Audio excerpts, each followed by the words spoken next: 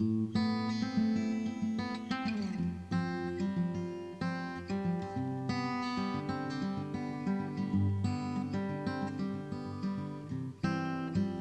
in this video what I'm going to teach you is how to build a subtable for your Kurt Vise, and not really how to, but why you probably should.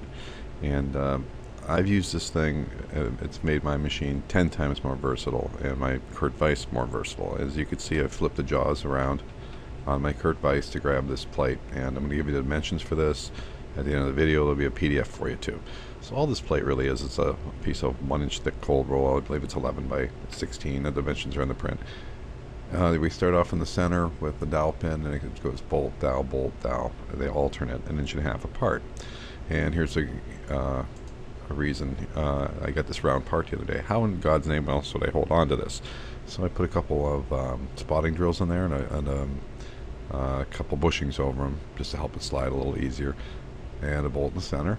And these two pins now that will locate this inside diameter. Okay, then all I have to do is put a giant washer on the top, and I believe on this part I had to drill some holes around there.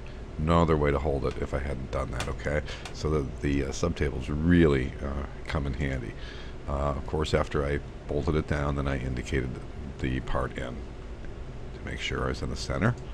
And again, here's a different job on a subtable.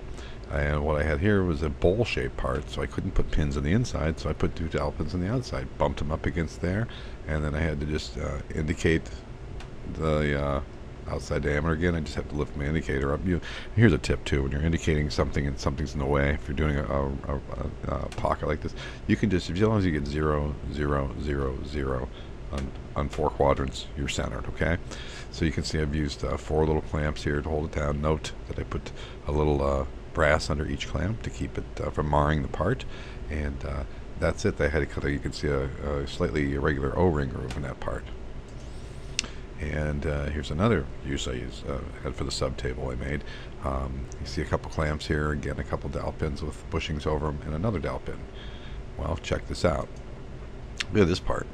It's all burned out on angles, but they wanted me to cut a milling area here that had to be parallel to this edge. Well, you can't hang on to this in a vise because nothing's parallel. You can't grab it. So basically what I did is I put a parallel in between there and a dowel pin here. So basically what the parallel did was butted up this surface parallel with the pins, and then here's a view of that. And there's my parallel in the back with the 2 pins there, and then there's a view on the side. That's my stop on the right, because I had several of these to do. Now the only trick was I had to remove this on the back side before I continued on, or my mill would have run into them. And here's the finished part. And it just missed, I think, that pin, or I would have had to pull that out too. But there you go. That's cut out. A couple things here. That's what the subtable looks like with nothing on it, mounted in the vise. And then a lot of times I'll just put a jack under each end just to stabilize it, depending on what I'm doing, but it does hang out quite a bit. Okay,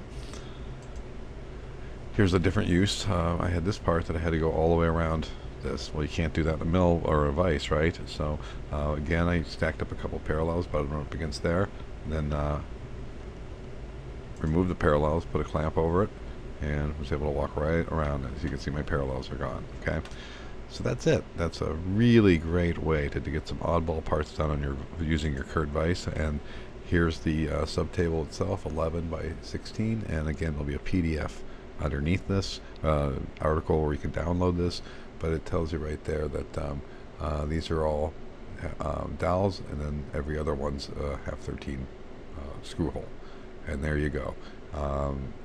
It'll just make you much more versatile and make your Kurt Vise even better than it already is. So I'm Phil Kerner, the Tool and Die Guy, and we'll see you on the next video.